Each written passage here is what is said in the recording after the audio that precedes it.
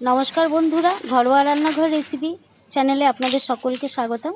আজ রথের মেলা, তাই আজকে আমি পাঁপড়ের রেসিপি আপনাদের সঙ্গে শেয়ার করছি। তবে পাঁপড় কিন্তু আমি আগের রথের সময়ও বানিয়েছিলাম, তবে সেই রেসিপিটি সেদিন শেয়ার করিনি। খেতে খুব ভালো হয়েছিল, তাই মনে হলো আজকে আবার আপনাদের সঙ্গে রেসিপিটি শেয়ার করি। তাই আমি আপনাদের সঙ্গে রেসিপিটি শেয়ার করছি। আপনারা দেখুন, প্রথমে আমি 1 কাপ বেসন নিয়ে নিয়েছি। যেটুকু বেসন নিয়েছি তার 4 ভাগের 1 ভাগ আমি এখানে ময়দা মিশিয়ে নিলাম। দিয়ে দিলাম সামান্য একটু কালো জিরে, দিয়ে দিচ্ছি একটু গোলমরিচ গুঁড়ো করে নিয়েছি, গোলমরিচের গুঁড়োটা দিয়েছি। আগের দিন আমি হলুদ দিইনি, আজকে আমার মনে হলো একটু হলুদ দিলে কালারটা ভালো হবে, তাই একটু হলুদ আজকে অ্যাড করলাম। আপনারা ইচ্ছা করলে নাও দিতে পারেন।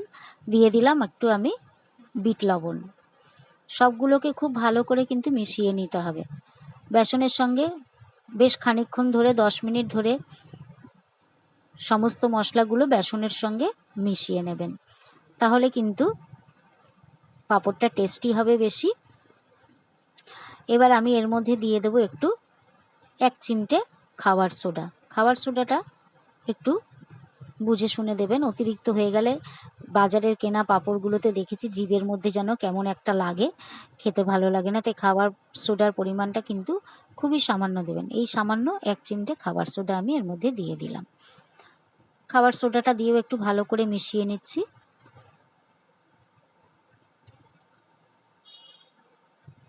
রেসিপিটি বানানো খুবই ইজি, শুধু একটু রোদ্দুর থাকলেই হলো। রোদ্দুর না থাকলেও ঘরের পাখার হাওয়াতেও কিন্তু শুকিয়ে নেওয়া যায়।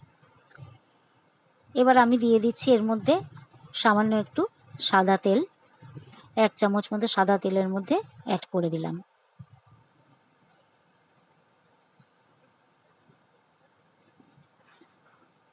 সাদা তেলটা দেওয়ার পরে কিন্তু খুব ভালো করে বেসনের সঙ্গে এই ময়ামটা দিতে হবে। এটা যত সুন্দর করে বেসনের সঙ্গে মেশানো যাবে তত কিন্তু পাঁপড়টা খাস্তা হবে।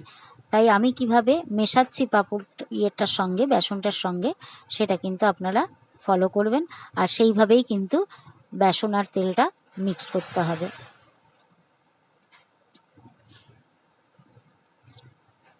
ভালো করে হাতের মধ্যে ঘষে ঘষে বেসনটা তেলের সঙ্গে মেশাচ্ছি, এতে পাঁপড়টা খাস্তা বেশি হবে।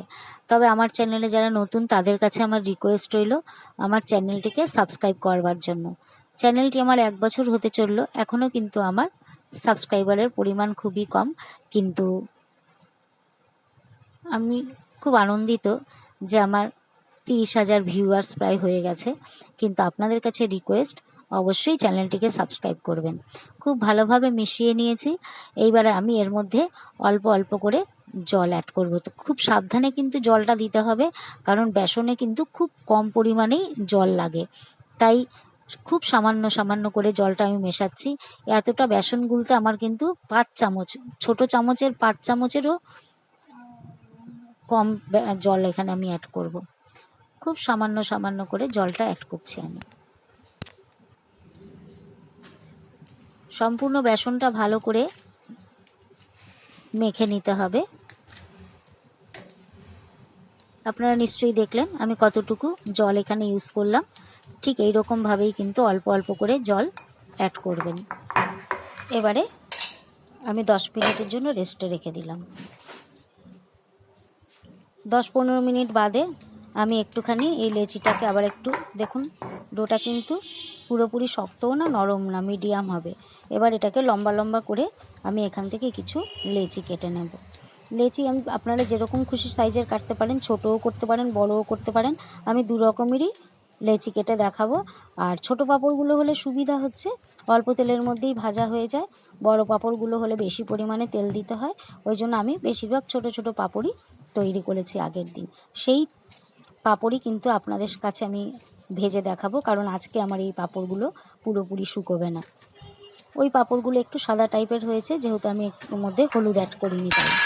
তবে খেতে কিন্তু খুবই টেস্টি ছিল, হলুদের জন্য টেস্টের কোনো ডিফারেন্স হয় না।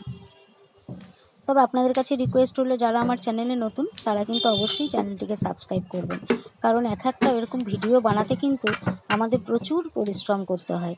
সকালবেলা উঠেই প্রথমে চিন্তা ভাবনা করতে হয় যে আজকে আমি নতুন রেসিপি কী শেয়ার করব। তবে আমার বেশিরভাগ রেসিপি কিন্তু ঘরোয়া রেসিপি থাকে। আমি সেই রেসিপিগুলো আপনাদের সঙ্গে চেষ্টা করি শেয়ার করতে, যেগুলো আপনাদের প্রতিদিনের খাদ্য তালিকায় থাকলে আপনাদের কোনো রকম অসুবিধা হবে না। তাই রেসিপিগুলো ফলো করে অবশ্যই কিন্তু কমেন্টসে জানাবেন আমার রেসিপিগুলো আপনাদের কেমন লাগছে, আর বন্ধুবান্ধব সকলের মধ্যে শেয়ার করতে ভুলবেন না। তবে যারা যারা এখনও পর্যন্ত আমার চ্যানেলটিকে সাবস্ক্রাইব করেছেন তাদের অনেক অনেক ধন্যবাদ।